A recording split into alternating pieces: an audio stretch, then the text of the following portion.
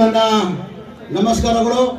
ಜೈ ಭೀಮ್, ಜೈ ಭೀಮ್, ಜೈ ಜೈ ಭೀಮ್. ಸ್ವಲ್ಪ ಜೋರಾಗಿ ಧ್ವನಿಯಲ್ಲಿ ದಯವಿಡಿ. ತಾವೆಲ್ಲ ಗೊತ್ತೇ ಇದ್ದಂಗೆ 2014 ಕೇಂದ್ರದಲ್ಲಿ ಬಿಜೆಪಿ ಸರ್ಕಾರ ಬಂದಾದ್ಮೇಲೆ ನಮ್ಮ ರಾಜ್ಯದವರೊಬ್ರು ಕೇಂದ್ರದಲ್ಲಿ ಮಂತ್ರಿ ಆಗಿದ್ರು, ಅನಂತ್ ಕುಮಾರ್ ಹೆಗಡೆ ಅಂತ. ಅವ್ರು ಏನಂದ್ರು, ನಾವು ಬಿಜೆಪಿ ಸರ್ಕಾರ ಬಂದಿರೋದೇ ಸಂವಿಧಾನ ಬದಲಾವಣೆ ಮಾಡಕ್ಕಂತ ಹೇಳಿದ್ರೆ ತಮ್ಗೆಲ್ಲ ಗೊತ್ತಿರೋದು ವಿಚಾರ. ಇವತ್ತು ಬಾಬಾ ಸಾಹೇಬ್ ಅಂಬೇಡ್ಕರ್ ಸಂವಿಧಾನ ಕೊಟ್ಟಿಲ್ಲ ಅಂದ್ರೆ ನೀವು ಅಲ್ಲಿ ಪೂರಕ ಆಗ್ತಾ ಇಲ್ಲ, ನಾನು ಇಲ್ಲಿ ಮಂತ್ರಿಯಾಗಿ ನಿಲ್ಲಕ್ ಸಾಧ್ಯ ಆಗ್ತಾ ಇರಲಿಲ್ಲ. ಬಾಬಾ ಸಾಹೇಬ್ ಅಂಬೇಡ್ಕರ್ ಸಂವಿಧಾನ ಕೊಟ್ಟಿದ್ದಕ್ಕೆ ನೀವು ಅಲ್ಲಿ ಕೂತಿದ್ದೀರಾ, ನಾನು ಇಲ್ಲಿ ನಿಂತಿದ್ದೀನಿ. ಕರ್ತವ್ಯ ಆಗ್ತದೆ. ಜೋರಾಗಿ ಜೈ ಭೀಮ್ ಹೇಳೋದು. ಜೈ ಭೀಮ್, ಜೈ ಭೀಮ್, ಜೈ ಜೈ ಭೀಮ್.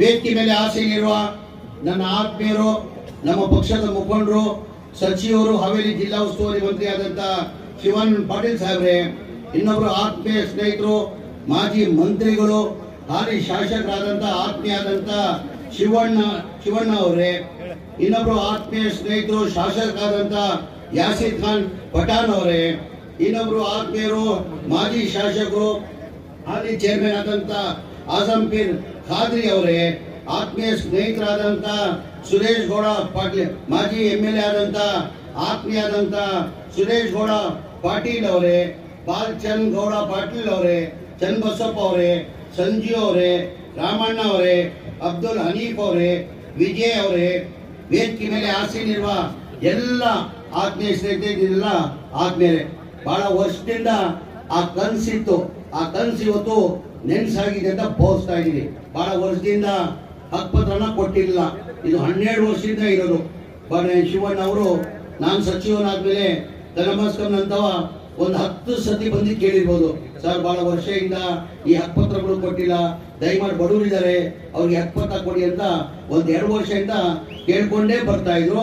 ಇಡೀ ರಾಜ್ಯದಲ್ಲಿ ಎಲ್ಲೂ ಹಕ್ಕುಪತ್ರನ ಕೊಟ್ಟಿರಲಿಲ್ಲ, ಬಹಳ ವರ್ಷದಿಂದ ಹಕ್ಕುಪತ್ರವನ್ನು ಕೊಟ್ಟಿರಲಿಲ್ಲ. ನಮ್ಮ ಸರ್ಕಾರ ಬಂದು ಸಿದ್ದರಾಮಯ್ಯ ಅವರು ಮುಖ್ಯಮಂತ್ರಿ ಆದ್ಮೇಲೆ, ನಾನು ವಸತಿ ಮಂತ್ರಿ ಆದ್ಮೇಲೆ ಎಲ್ಲಾ ಕಡೆ ಹಕ್ಕುಪತ್ರನ ಕೊಡ್ಬೇಕಂತ ಈಗ ತಯಾರಿನ ಮಾಡ್ಕೊಂಡು 1,47,000 ಹಕ್ಕುಪತ್ರಗಳು ಇಡೀ ರಾಜ್ಯದಲ್ಲಿ ಎಲ್ಲಾ ಕಡೆ ಕೊಡ್ಬೇಕು.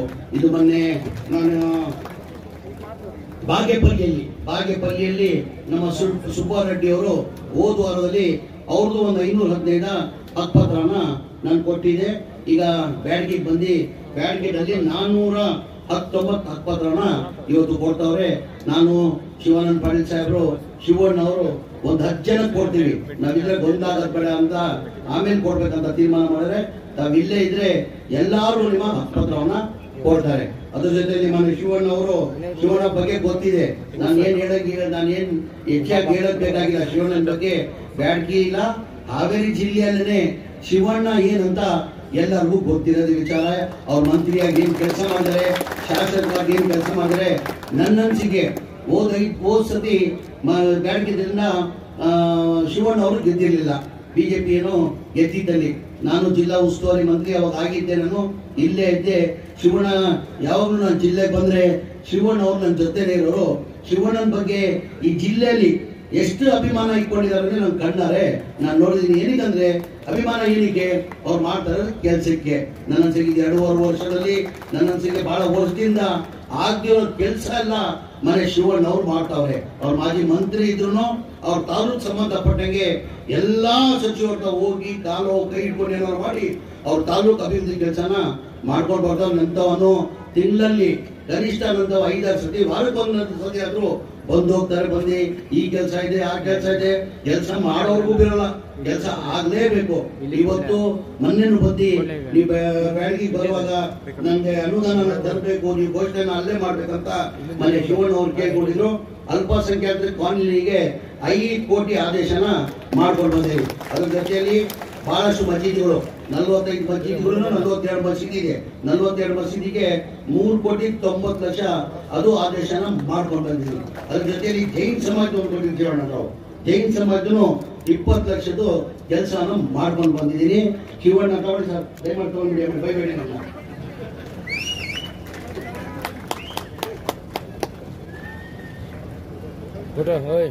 ಮುಂದಿನ ದಿನ ಶಿವಣ್ಣನು ಮಂತ್ರಿ ಆಗ್ಬೇಕಂತ ನಾವು ಬಯಸ್ತಾ ಇದ್ದೀವಿ.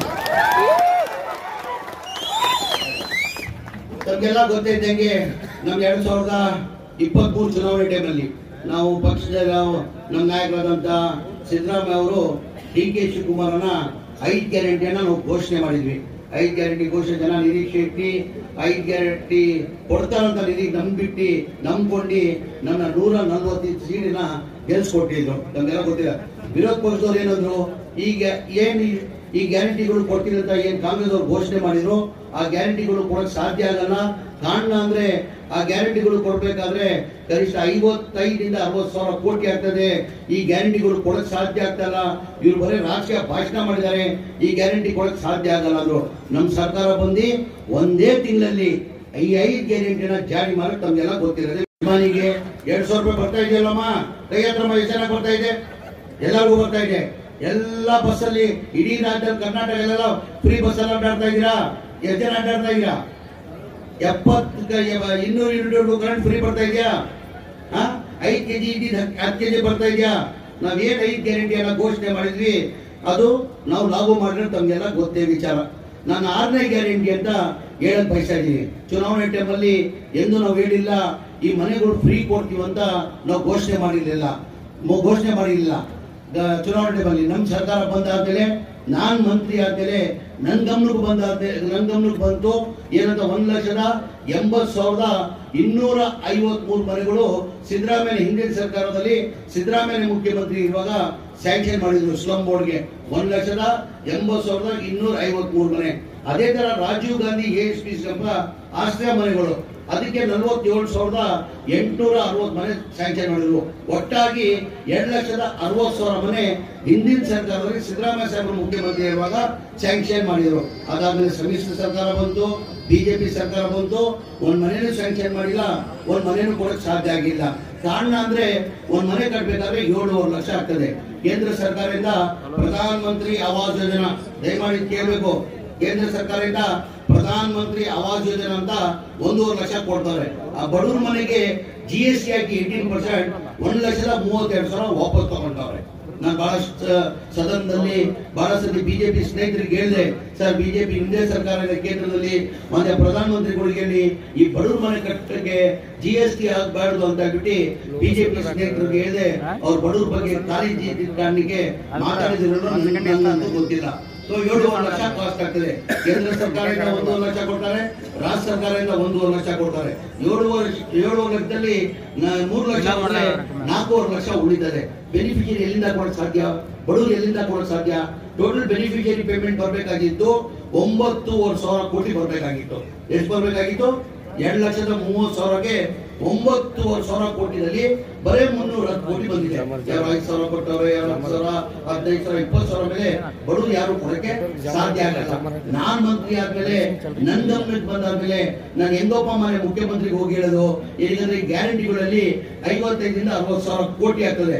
ಅದರಲ್ಲಿ 9,000 ಹೆಂಗೋಪ್ಪ ಕೇಳದಂತ ಧೈರ್ಯ ಮಾಡಿ ಮನೆ ಮುಖ್ಯಮಂತ್ರಿ ಗಮನಕ್ಕೆ ತಂದೆ. ಸರ್ ಹಿಂದಿನ ಸರ್ಕಾರದಲ್ಲಿ ತಾವೇ ಮುಖ್ಯಮಂತ್ರಿ ಇರುವಾಗ ಈ ಮನೆಗಳು ಸ್ಯಾಂಕ್ಷನ್ ಮಾಡಿದ್ರು, ಅದಾದ್ಮೇಲೆ ಒಂದ್ ಮನೆಯನ್ನು ಕೊಟ್ಟಿಲ್ಲ, ಒಂದ್ ಮನೆಯನ್ನು ಸ್ಯಾಂಕ್ಷನ್ ಮಾಡಿಲ್ಲ, ಜನ ಬೀದಿಯಲ್ಲಿದ್ದಾರೆ ಸರ್, ಈಗ ಮನೆ ಸರ್ಕಾರ ವತಿಯಿಂದಾನೆ ನಮ್ಮ ಮನೆಗಳು ಕಟ್ಕೊಡ್ಬೇಕಾಗ್ತದೆ ಸರ್ ಅಂತ ಹೇಳ್ಬಿಟ್ಟು ಮನೆ ಮುಖ್ಯಮಂತ್ರಿ ಗಮನಕ್ಕೆ ತಂದೆ. ಮನೆ ಮುಖ್ಯಮಂತ್ರಿಗಳು 2-3 ರಿವ್ಯೂ ಮೀಟಿಂಗ್ ಮಾಡಿ ನೀನ್ ಹೇಳ್ತಾರ ಸತ್ಯ ಹಾಕೋನು, ಈ ಬಡವರು ದುಡ್ಡು ಕೊಡಕ್ ಸಾಧ್ಯ ಆಗಲ್ಲ, ಅದ್ ಎಷ್ಟನ ಗ್ಯಾರಂಟಿ ಎಷ್ಟನ ಕಷ್ಟ ಆಗ್ಲಿ ಈ ದುಡ್ಡನ್ನ ನಾನು ಕೊಡ್ತೀನಿ. 2026 ಡಿಸೆಂಬರ್ ಕೊನೆವರೆಗೂ ಈ ಮನೆಗಳು ಬಡವರು ಕೊಡ್ಬೇಕಂತ 2024 ಕ್ಯಾಬಿನೆಟ್ ತಂದು ಅಪ್ರೂವ್ ಮಾಡಿ 500 ಕೋಟಿ ಬಿಡುಗಡೆ ಮಾಡಲಿಕ್ಕೆ 36,789 ಮನೆ ಹೋದ ವರ್ಷದಲ್ಲಿ ಕೊಟ್ವಿ. ಏನಿಗೆ ಬಿಜೆಪಿ ಅವ್ರು ಕೊಡಕ್ ಸಾಧ್ಯ ಆಗಿಲ್ಲ, ಏನಿಗೆ ಜನತಾದಳ ಅವ್ರು ಕೊಡಕ್ ಸಾಧ್ಯ ಆಗಿಲ್ಲ. ಅವ್ರ ಬಡವ್ರ ಬಗ್ಗೆ ಕಾಳಜಿ ಅಲ್ವಾ? ಬರೇ ಬಡವ್ರ ಬಗ್ಗೆ ಕಾಳಜಿ ಕಾಂಗ್ರೆಸ್ ಪಕ್ಷಕ್ಕೆ ಮತ್ತೆ ಸಿದ್ದರಾಮಯ್ಯ ಮಾತ್ರನ ಅಂತ ನಿಮ್ಗೆ ಕೇಳಕ್ ಬಯಸ್ತಾ ಇದ್ದೀವಿ. ಕೊಡ್ಬೋದಾಗಿದ್ದಾರೆ, ಅವ್ರು ಕೊಡ್ಬೋದಾಗಿದ್ದಾರೆ. ಅವ್ರ ಗ್ಯಾರಂಟಿ ಇರಲಿಲ್ಲ, ಯಾವ ಗ್ಯಾರಂಟಿ ಇರಲಿಲ್ಲ ಬಿಜೆಪಿ ಅವರಿಗೆ. ನಾವು ಗ್ಯಾರಂಟಿಗಳನ್ನೇ ಇದೇ ಸ್ನೇಹಿತರು ಬಿಜೆಪಿ ಸ್ನೇಹಿತರು ಹೇಳ್ತಾರೆ, ಸರ್ಕಾರ ದಿವಾಲಿ ಆಗ್ಬಿಟ್ಟಿದೆ, ಸರ್ಕಾರ ಖಾಲಿ ಆಗ್ಬಿಟ್ಟಿದೆ, ದಿವಾಲಿ ಆಗ್ಬಿಟ್ಟಿದೆ, ಸರ್ಕಾರದ ದುಡ್ಡು ಇಲ್ಲ ಅಂತ. ನಮ್ ಸರ್ಕಾರ ಗ್ಯಾರಂಟಿನೂ ಕೊಟ್ಟಿ 9,500 ಬಡವರಿಗೆ ಮನೆ ಕೊಡ್ತೀವಿ ಅಂತ ಮಾನ್ಯ ಸಿದ್ದರಾಮಯ್ಯ ಮುಖ್ಯಮಂತ್ರಿಗಳು ಹೇಳಿದ್ದಾರೆ. ಎಲ್ಲಿ ದಿವಾಲಿ ಆಗಿದೆ? ಇವ್ರು ಕೊಡ್ಬೋದಾಗಿದ್ದಿಲ್ಲ, ಇವ್ರದೇ ಸರ್ಕಾರ ಇತ್ತು, ಯಾವ ಗ್ಯಾರಂಟಿ ಇರಲಿಲ್ಲ ಇವ್ರಿಗೆ. ಅಂದ್ರೆ ಅರ್ಥ ಮಾಡ್ಕೊಳ್ಬೇಕಾಗ್ತದೆ ತಾವು, ಅವ್ರಿಗೆ ಬಡವ್ರ ಬಗ್ಗೆ ಕಾಳಜಿ ಇಲ್ಲ ಅಂತ ತಾವು ಅರ್ಥ ಮಾಡ್ಕೊಂಡು ಬೇಕಾಗ್ತದೆ. ಅದ್ರ ಜೊತೆಯಲ್ಲಿ ಬೆಂಗಳೂರಲ್ಲಿ ತಾವು ನೋಡಿದ್ರ ಬಹಳ ಜನ ಬೆಂಗಳೂರು ಹೋಗಿದ್ದೀರಾ.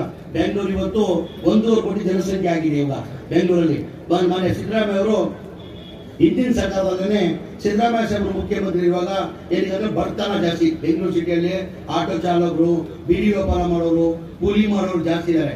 ಅವ್ರಿಗೂ ಸ್ವಂತ ಮನೆ ಆಗ್ಬೇಕಂತ ಹೇಳ್ಬಿಟ್ಟು ಮನೆ ಸಿದ್ದರಾಮಯ್ಯ ಅವರು ಒಂದು ಸ್ಕೀಮ್ ತಂದ್ರು, 1 lakh ಹೌಸಿಂಗ್ ಸ್ಕೀಮ್ ಅಂತ.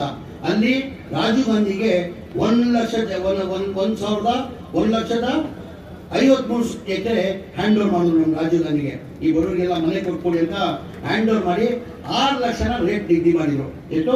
6 ಲಕ್ಷನ ರೇಟ್ ನಿಗದಿ ಮಾಡಿದ್ರು. ಅಂದ್ರೆ ಕೇಂದ್ರ ಸರ್ಕಾರದಿಂದ 1.5 ಲಕ್ಷ ಕೊಡ್ತಾ ಇದ್ರು, ರಾಜ್ಯ ಸರ್ಕಾರದಿಂದ ನಾವು 1.5 ಲಕ್ಷ ಕೊಟ್ಟು ಬರೇ ಅವ್ರು 2.5 ಲಕ್ಷ ಕೊಟ್ಟಿದ್ರೆ ಅವ್ರು ಒಂದು ಮನೆ ಆಗ್ತಾ ಇತ್ತು. ಯಾವಾಗ ಹಿಂದಿನ ಸರ್ಕಾರದಲ್ಲಿ ಸಿದ್ದರಾಮಯ್ಯ ಮುಖ್ಯಮಂತ್ರಿ ಇರುವಾಗ. ಆಮೇಲೆ 2018 ನಮ್ಮ ಸರ್ಕಾರ ಹೋಯ್ತು, ಸಮ್ಮಿಶ್ರ ಸರ್ಕಾರ ಬಂತು. ಬಿಜೆಪಿ ಸರ್ಕಾರದಲ್ಲಿ ಮನೆ ಬಸವರಾಜ ಬೊಮ್ಮಾಯಿ ಅವರು, ನಮ್ಮದೇ ಜಿಲ್ಲೆಯವರು, ಇದೇ ಜಿಲ್ಲೆಯವರು ಅವರು 2021 ಒಂದು ರಿವ್ಯೂ ಮೀಟಿಂಗ್ ಮಾಡಿಬಿಟ್ಟು 11,20,000 ಮಾಡ್ತಾರೆ. ಎಷ್ಟಿಗೆ? 6 ಲಕ್ಷ ಇದ್ದಿದ್ದು. ಅಲ್ಲಿ ಅರ್ಥ ಮಾಡ್ಕೊಳ್ಬೇಕಾಗ್ತದೆ ಬಡವ್ರ ಬಗ್ಗೆ ಎಷ್ಟು ಕಾಲೇಜ್ ಇದೆ ಅಂತ. 6 ಲಕ್ಷ ಇದ್ದಿದ್ದು 11,20,000 ಮಾಡ್ತಾರೆ. ಆಮೇಲೆ ಮಾನ್ಯ ಸಿದ್ದರಾಮಯ್ಯ ಮುಖ್ಯಮಂತ್ರಿ ಆದ್ಮೇಲೆ ನನ್ಗೊಂದು ಮೀಟಿಂಗ್ ಕರೀತಾರೆ. ಏನು ನಾನು ಕನಸಿತ್ತು ಕಣೋ, ಬೆಂಗಳೂರಲ್ಲಿ ಎಲ್ಲಾ ಕಡೆ 1 ಲಕ್ಷ ಹೌಸಿಂಗ್ ಸ್ಕೀಮ್ ಅಂತ ನನ್ ಜಾಗ ಎಲ್ಲ ಕೊಟ್ಟಿದೆ, ಅದೇನಾಗಿದೆ ಏನ್ ಸ್ಟೇಜ್ ಇಲ್ಲ ಅಂತ ಮನೆ ಮುಖ್ಯಮಂತ್ರಿಗಳು ಕೇಳಿದ್ರು. ಅವಾಗ ಮನೆ ಮುಖ್ಯಮಂತ್ರಿಗೆ ಅಂದೆ, ಇಲ್ಲ ಸರ್ ತಮ್ಮ ಕಾಲದಲ್ಲಿ ತಾವು ಮುಖ್ಯಮಂತ್ರಿ ಇರುವಾಗ ಇದು 6 ಲಕ್ಷನ ನೇಟ್ ನಿಗದಿ ಮಾಡಿದ್ರು. ಬಿಜೆಪಿ ಅವರು ಬಂದ್ರೆ ಬಸವರಾಜ ಬೊಮ್ಮಾಯಿ ಅವರು 11,20,000 ಮಾಡಿಬಿಟ್ಟಿದೆ. ಪಾಪ ಬಡವರು ಎಲ್ಲಿಂದ ಕೊಡೋ ಸಾಧ್ಯ? 3 ಲಕ್ಷ ಹೋದ್ರೆ 8.5 ಲಕ್ಷ ಕೊಡಬೇಕು, ಎಲ್ಲಿಂದ ಬಡವರು ಕೊಡೋ ಸಾಧ್ಯ ಅಂತ ಇಮಿಡಿಯೇಟ್ ಮಾನ್ಯ ಸಿದ್ದರಾಮಯ್ಯ ಅವರು ಮೀಟಿಂಗ್ ಮಾಡಿ, ರಿವ್ಯೂ ಮಾಡಿ, 2-3 ಮೀಟಿಂಗ್ ಮಾಡಿ ಅವ್ರಿಗೆ 1 ಲಕ್ಷ ಸರ್ಕಾರ ವತಿಯಿಂದ ಕೊಡುವಂತ ಬ್ಯಾಂಕ್ ಅಲ್ಲಿ ಮಾತಾಡುವಂತ ಹೇಳ್ಬಿಟ್ಟು ನ್ಯಾಷನಲ್ ಬ್ಯಾಂಕ್ ಅಲ್ಲಿ ಮಾತಾಡುವಂತ ಹೇಳ್ಬಿಟ್ಟು 5 ಲಕ್ಷ ಲೋನ್ಗೆ ವ್ಯವಸ್ಥೆ ಮಾಡಿದ್ರು. ನ್ಯಾಷನಲ್ ಬ್ಯಾಂಕ್ ಅವರು ಯಾರು ಮುಂದೆ ಬಂದಿಲ್ಲ. ಕಾರಣ ಅಂದ್ರೆ ಅವ್ರು ಸಿವಿಲ್ ಇಲ್ಲ ಬಡವರಿಗೆ. ಯಾವ್ದೋ 2 ವೀಲರ್ಗೋ ಮತ್ತೊಂದಕ್ಕೋ ಯಾವ್ದೋ ಒಂದು ಲೋನ್ ತಗೊಂಡಿರ್ತಾರೆ, ಅವ್ರು ಸಿವಿಲ್ ಇರಲ್ಲ. ಯಾವ ನ್ಯಾಷನಲ್ ಬ್ಯಾಂಕ್ ಅವರು ಬಂದಿಲ್ಲ. ಈಗ ಬೇರೆ ಬ್ಯಾಂಕ್ ತಗೊಳ್ಬೇಕಾದ್ರೆ ರೇಟ್ ಆಫ್ ಇಂಟ್ರೆಸ್ಟ್ ಜಾಸ್ತಿ ಆಗ್ತದೆ. ನ್ಯಾಷನಲ್ ಬ್ಯಾಂಕ್ ಅಲ್ಲಿ ಎಷ್ಟು? 6 ರಿಂದ 6.5% ಆಗ್ತದೆ. ನ್ಯಾಷನಲ್ ಬೇರೆ ಪ್ರೈವೇಟ್ ಬ್ಯಾಂಕ್ ಅಲ್ಲಿ ತಗೊಂಡ್ರೆ 11 ರಿಂದ 12% ಆಗ್ತದೆ. ಮಾನ್ಯ ಮುಖ್ಯಮಂತ್ರಿ ಗಮನಕ್ಕೆ ತಂದೆ ನಾನು, ಸರ್ ಯಾರು ನ್ಯಾಷನಲೈಸ್ ಬ್ಯಾಂಕ್ ಅವ್ರು ಮುಂದೆ ಬರ್ತಾ ಇಲ್ಲ ಸರ್, ಏನಂದ್ರೆ ಯಾವ್ದಾದ್ರು ಸಿಬಿಲ್ ಇಲ್ಲ, ಬಡವ್ರು ಸಿಬಿಲ್ ಇಲ್ಲ, ಯಾವ್ದೋ 2 ವೀಲರ್ಗೋ ಮತ್ತೊಂದಕ್ಕೋ ಲೋನ್ ತಗೊಂಡಿರ್ತಾರೆ. ಆ ಕಾರಣಕ್ಕೆ ನ್ಯಾಷನಲೈಸ್ ಬ್ಯಾಂಕ್ ಬರ್ತಾರ. ಪ್ರೈವೇಟ್ ಬ್ಯಾಂಕ್ ಅಲ್ಲಿ ಇಂಟ್ರೆಸ್ಟ್ ಡಿಫರೆನ್ಸ್ ಇಷ್ಟಿದೆ ಸರ್. ಬಡವರಿಗೀಗ ನ್ಯಾಷನಲೈಸ್ ಬ್ಯಾಂಕ್ ಅಲ್ಲಿ ತಗೊಂಡ್ರೆ 5,000 ರೂಪಾಯಿ EMI ಕಟ್ಟಬೇಕಾಗ್ತದೆ ತಿಂಗಳಿಗೆ.